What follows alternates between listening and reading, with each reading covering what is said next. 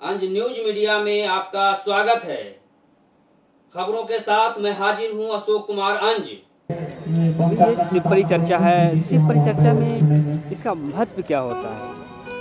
ये महेश्वर शिव को गुरु बनाने की बात हम लोग यहाँ करते हैं और इसको साहब श्री हरिनारायण जी और दीदी नीलम आनंद ने शुरू किया है। समाज में किस तरह से परिवर्तन हो, जिस हिसाब से हम लोगों का समाज अभी चल रहा है। और ये बात तो कोई नई नहीं है, हजारों हजार साल से सनातन धर्म चला आ रहा है और इसी में ये कहा गया है कि शिव जगत गुरु है।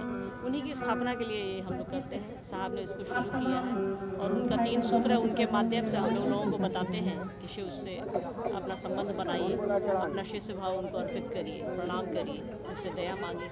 यही है और कुछ करना। आज के इस जो कार्यक्रम है परिचर्चा में क्या संदेश देना चाहेंगे इस परिचर्चा से? संदेश तो बस एक ही है कि शिव को अपना समझे, उनको गुरु बनाए, उनको अपना समझे, अपने जीवन में उतारे। ईश्वर को हम लोगों ने दूर कर रखा है, मंदिरों में, घर के कोने में, उसको अपने मन में उतारना है, अपने घर में, अपने जीवन में उतारना है। इसकी कोशिश करनी चाहिए, यही कहना है। Hello hello hello.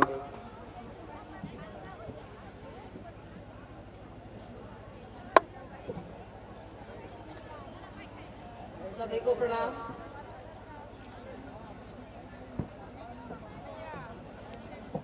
अभी अमित जी ने कहा ना कि ये चमत्कार से कम नहीं है शिव को अपना गुरु बनाना। आप लोगों को देखकर लग रहा है साहब दीदी ने अगर कोई चमत्कार किया है तो यही है। जहाँ 24 घंटे पहले इतनी तेज सर्दी थी, इतनी ठंड में आज तो धूप निकली है, आप सभी यहाँ हैं, आप सभी धन्य है। ये साहब दीदी का ही चमत्कार है, में पूजित हैं। अभी हम लोग अभी अमित जी ने बताया ना कि ये ज्ञान की धरती है, मोक्ष की धरती है। कल हम लोग आ रहे थे गया तो शहर शुरू होने के पहले ही लिखा था कि ज्ञान और मोक्ष की धरती पर आपका स्वागत है। आप ये बताइए मुझको, मर के आएंगे तभी मोक्ष मिलेगा क्या? ऐसी कौन सी शर्त है कि हमको आपको मरना पड़े? साहब ने कहा जिंदा रहते मोक्ष लो। शिव के शिष्य जैसे ही शिव को अपना समझते हैं, उसी समय साहब ने अपनी किताब में लिखा है कि शिव शिष्यों को मोक्ष की आवश्यकता नहीं पड़ती है, कुंडलनी की आवश्यकता नहीं पड़ती है, क्योंकि हम सभी जैसे शिव को अपना गुरु बनाते हैं हमारा मन मुक्त हो जाता है। मोक्ष क्या है? मन की मुक्ति है। तो मोक्ष तो हमको और आपको यहीं पर मिलता है, साहब ही दे रहे हैं हमको और आपको। तो इसके लिए सोचने की आवश्यकता ही नहीं है। ज्ञान, सब बुद्ध ने कहा सब कुछ छोड़ कर आओ तब ज्ञान बनो, ज्ञानी बनो। क्यों छोड़ कर आए? शिव ने भेजा है हमको और आपको, परमात्मा ने धरती पर भेजा है हमको और आपको, सब कुछ छोड़ने के लिए नहीं भेजा है। उन्होंने अपनी इस दुनिया में हमको और आपको भेजा है, कुछ सोच समझ करके ही भेजा है। जब सब कुछ छोड़ देंगे तो उनकी सृष्टि चलेगी कैसे? तो साहब ने कहा कि ज्ञान यही लेना है, सब कुछ रखते हुए लेना है, जगत में रहते हुए लेना है, जीवन जीते हुए लेना है। यही साहब की बात है, यही हमारे आपके साहब हैं कि वो हमारे आपके सब कुछ के साथ चलते हुए, जीवन के साथ रहते हुए, जीवन के बाद भी उन्होंने कहा कि आप अभी भी शिव को अपना गुरु बनाइए, बाद में भी वो आपके गुरु रहेंगे। हमको और आपको कुछ भी छोड़ने की आवश्यकता नहीं है, कुछ भी पकड़ने की आवश्यकता नहीं है। पकड़ना बस एक चीज को है, वो है महादेव, जिनको अपना समझना है, अपने जीवन में उतारना है, अपनी चीजों को जैसा, अपने बच्चों के जैसा, अपने सामान के जैसा, अपनी चप्पल के जैसा। बहुत छोटी सी बात है कि बस अपना समझिए। साहब ने इसके लिए पहला सूत्र दिया है, शिव, हे शिव आप मेरे गुरु हैं, मैं आपका शिष्य हूँ। जैसे मेरा समझिएगा, अपना समझिएगा तो वो आपका अपना होगा। जैसे कोई अपना होगा, जैसे किसी को आप अपना मानिएगा, उससे प्रेम करिएगा तो उसकी बड़ाई भी कर लीजिएगा, उसको याद भी कर लीजिएगा। शिव को गुरु बनाने की प्रक्रिया में साहब ने 3 सूत्र दिए हमको और आपको। पहला सूत्र है, हे शिव आप मेरे गुरु हैं, मुझे शिष्य पर दया कर दीजिए। दूसरा है, लोगों को बतलाना है कि शिव मेरे हैं, आपके भी हो सकते हैं। तीसरा है, नमः शिवाय से प्रणाम करना। तो जैसे हम आप उसको अपना समझेंगे, जैसे अपना समझेंगे किसी चीज को, तो उसका ख्याल भी करने लगते हैं, उसकी बड़ाई भी करने लगते हैं।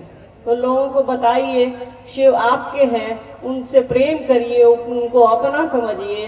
तो आपका पहला सूत्र तो यही हो गया। मन की बात कर रही कि अगर आप मन से शिव से जुड़े हैं तो सारी संकीर्णताएं, सारी सोच, सारी बुरी चीजें आपकी स्वतः समाप्त हो जाती है।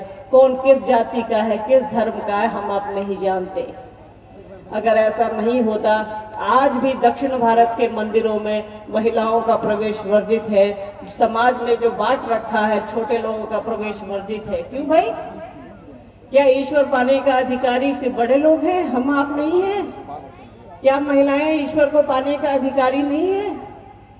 स्कूल तो कोई भेदभाव नहीं करता। कौन गरीब है, कौन अमीर है, कौन क्रिश्चियन है, कौन हिंदू है, कौन मुसलमान है, वहां तो सभी को बराबर की शिक्षाएं दी जाती हैं। इसीलिए साहब ने कहा कि शिव जगत गुरु है, उनको अपना बनाइए। जगत गुरु का शिष्य होने की पात्रता हम सभी रखते हैं।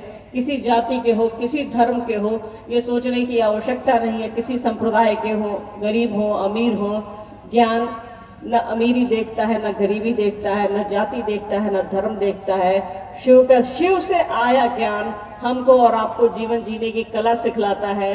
साहब ने शिष्यानुभूति में लिखा है कि शिव से आया ज्ञान हमको और आपको जीवन जीने की कला सिखलाता है। और इसी कला को हम आप सीख रहे हैं और अंत काल तक, जब तक ये सृष्टि है तब तक सीखते रहेंगे। जब तक एक भी आदमी है तब तक उम्मीद है कि वो शिव का शिष्य होगा। शिव जब तक चाहेंगे कि ये सृष्टि रहे तब तक एक भी आदमी रहेगा और उम्मीद बनी रहेगी कि वो शिव का शिष्य होगा ही। कोई सवाल है क्या? एक प्रश्न है, हमें कैसे अनुभव होगा कि महादेव हमसे खुश हैं? इसी से संबंधित एक और प्रश्न है, हम कैसे भक्ति करें कि महादेव खुश रहे?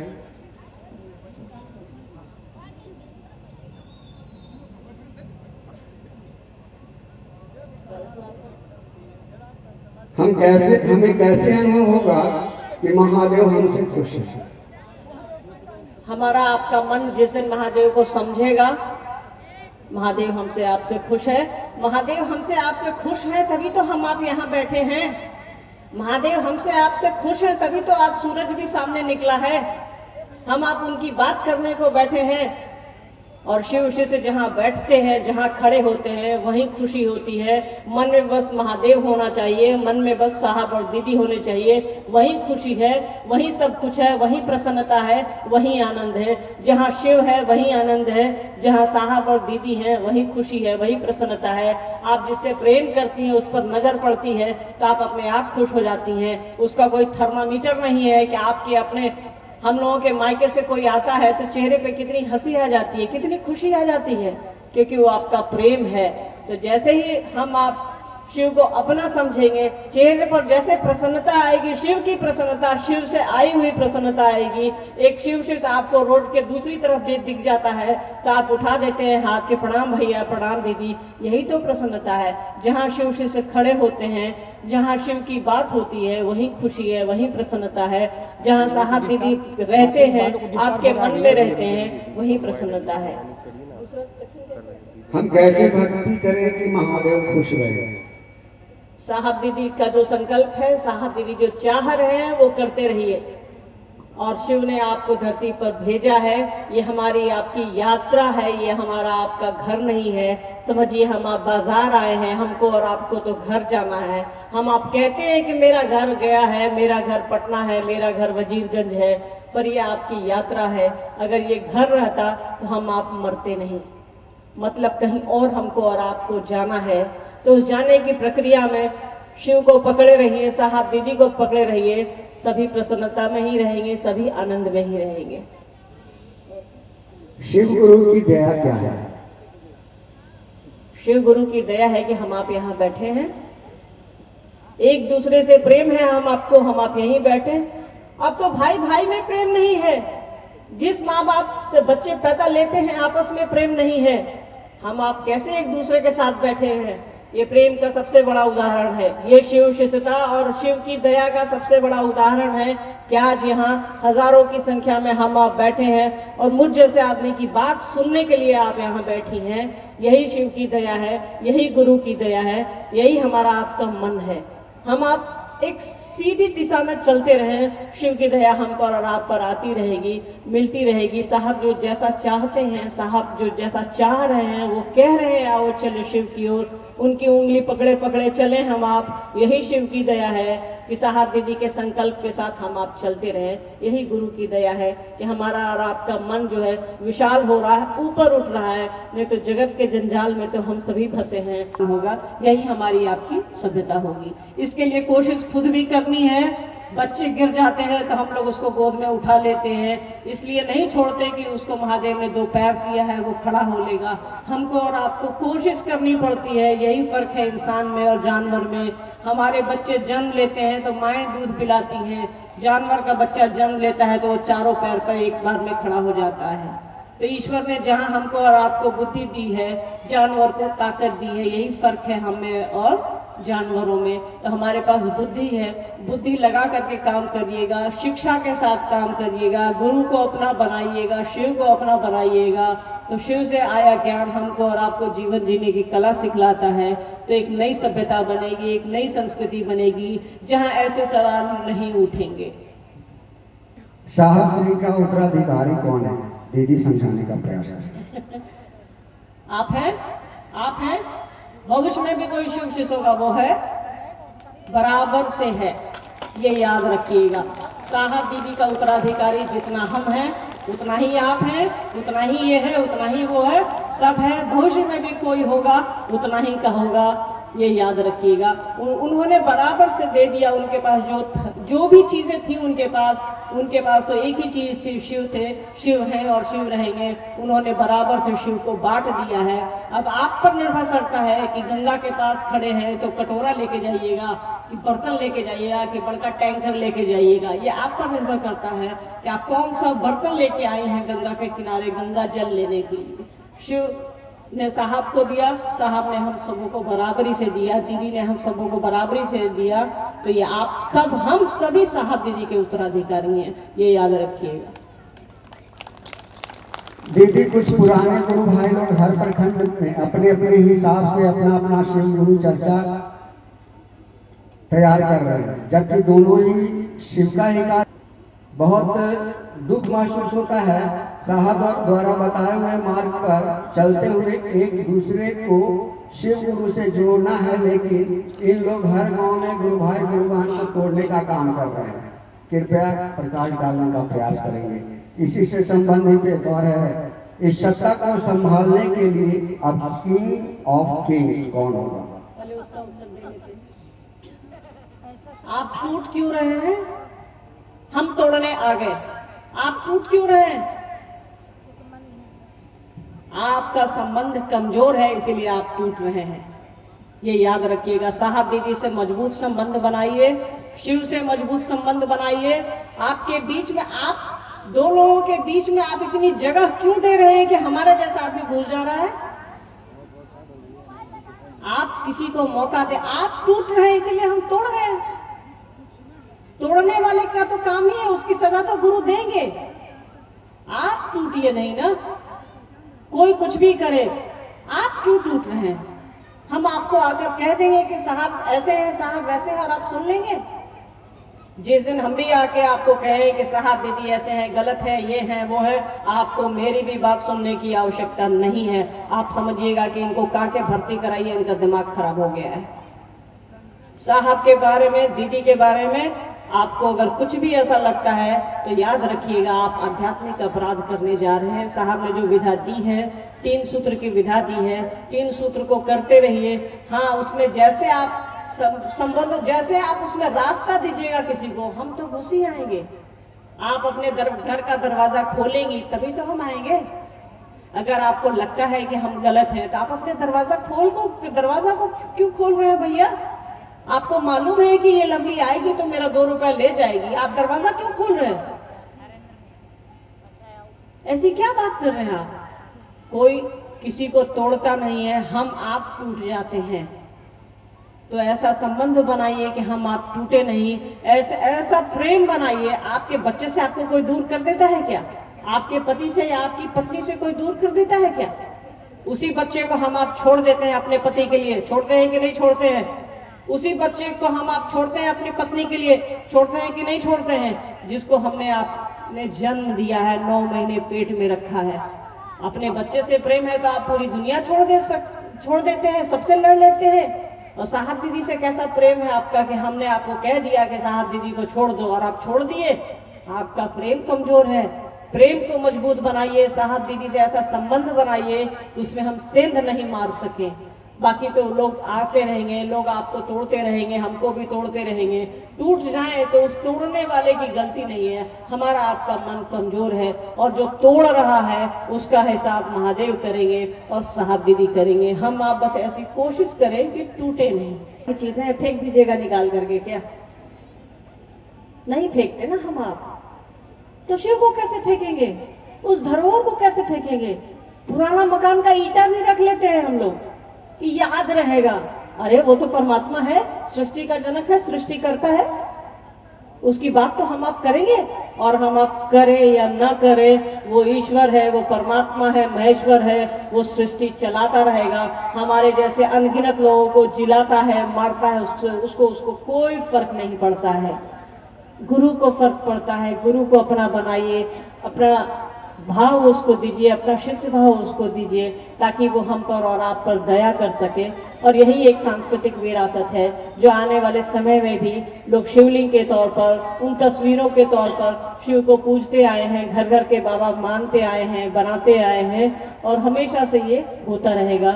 आने वाली पीढ़ी भी उनको अपना समझेगी। हम आप एक नई सांस्कृतिक विरासत को जन्म दे रहे हैं, जिसको शुरू साहब दीदी ने किया। जिस सांस्कृतिक विरासत के जनक साहब दीदी हैं, इसको आगे आइए, आगे ले चलिए। हम आप ऐसी कोशिश कर भी रहे हैं, हर आदमी ऐसी कोशिश करेगा कि इसको हम आप ले चले।